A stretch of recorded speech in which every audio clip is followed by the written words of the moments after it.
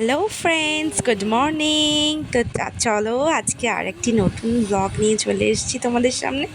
তো আজকে আমরা সকাল সকাল রেডি হয়ে নিয়েছি, তখন মোটামুটি বাজছিল 11টা, সাড়ে 11টা। তারপর দেখো আমরা রেডি হয়ে বেরিয়ে পড়েছি। এই যে আমার ছেলে, আমার হাজব্যান্ড আর আমি তিনজন মিলে বাইকে করে আমরা যাই। আমাদের ডেস্টিনেশনটা আমি এখনই বলবো না, তোমরা ভিডিওটা প্রথম থেকে লাস্ট অবধি দেখো, তোমরা নিজেরাই দেখতে পাবে। তো এই সেতুটার নাম কি তোমরা যদি কেউ জেনে থাকো তাহলে আমাকে কমেন্টসে জানিও। আর এটা কল্যাণীর দিকে যেতে পড়ে, এটাও বলে দিলাম আমি তোমাদের। আর তারপর দেখো আমরা সোজা যে ব্যারাকপুর কল্যাণী রোড আছে আমরা সেটা ধরে সোজা যাব আমাদের ডেস্টিনেশনে। দেখে বুঝতেই পারছো এটা একটা হাই রোড। তো আমার ছেলে সামনে ছিল, আমি পিছনে, আর আমার হাজব্যান্ড চালাচ্ছিল। তো দেখতেই পাচ্ছ রাস্তাটা খুবই সুন্দর, আমার খুবই ভালো লাগে।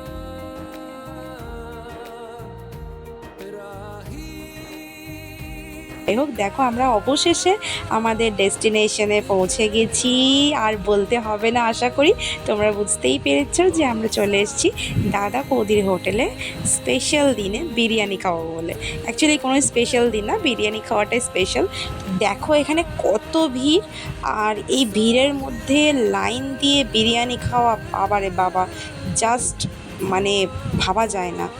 আর গরম খুবই ছিল, দেখতেই পাচ্ছ। দেখো আমার ছেলেকে আমি বললাম হাই বলো, হাই বললো না।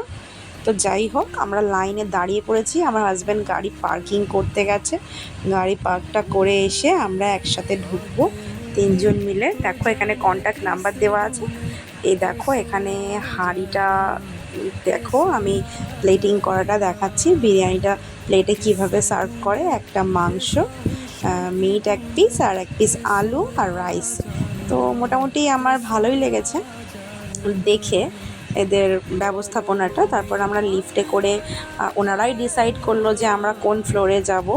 তো দেখো এখানে আমরা তিনজন বললাম আছি, তো এখানে আমাদের একটা 4 জনের টেবিল দিল। তো খুবই সুন্দর ভিতরের অ্যাম্বিয়েন্সটা ছিল।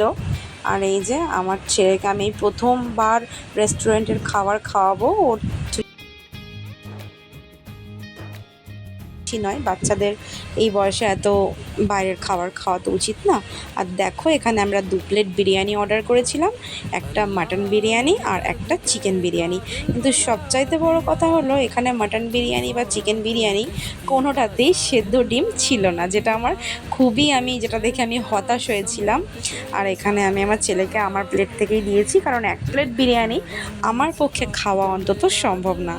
তারপর ওরা এখানে একটা প্লেটের মধ্যে খুব ভালো করে অনেকগুলো শসা আর পেঁয়াজ বেশ ভালোভাবে কুচিয়ে দিয়েছিল, আর সঙ্গে একটু ধনেপাতার চাটনি দিয়েছিল। আর এখানে দেখো আমি আমার ছেলেকেই ফার্স্টে খাওয়ালাম।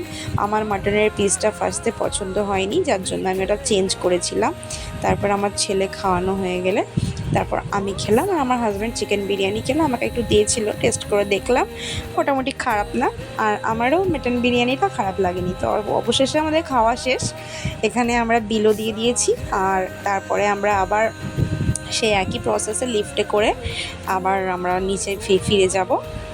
তো এখানে লিফটে খুবই ভিড়, দেখেই বুঝতে পারছো এখানে প্রচুর চাপ এনাদের কাস্টমারের। ভিতরে দেখতেই পাচ্ছ পুরো একদম যাকে বলে একটা সিটও ফাঁকা নেই। আর আমার তো খুবই ভালো লেগেছে ভিতরের অ্যাম্বিয়েন্সটা। যদি বলো আমি 5-এর মধ্যে 4 দেবো, কিন্তু খাওয়া দাওয়ার রেটিং হিসাবে সবাই যেরকম বলে দাদা বৌদির বিরিয়ানি, আমার সেরকম অতটাও ভালো লাগেনি। মোটামুটি চলে যাওয়ার মতো, আমি 3.5 রেটিং দেবো 5-এর মধ্যে।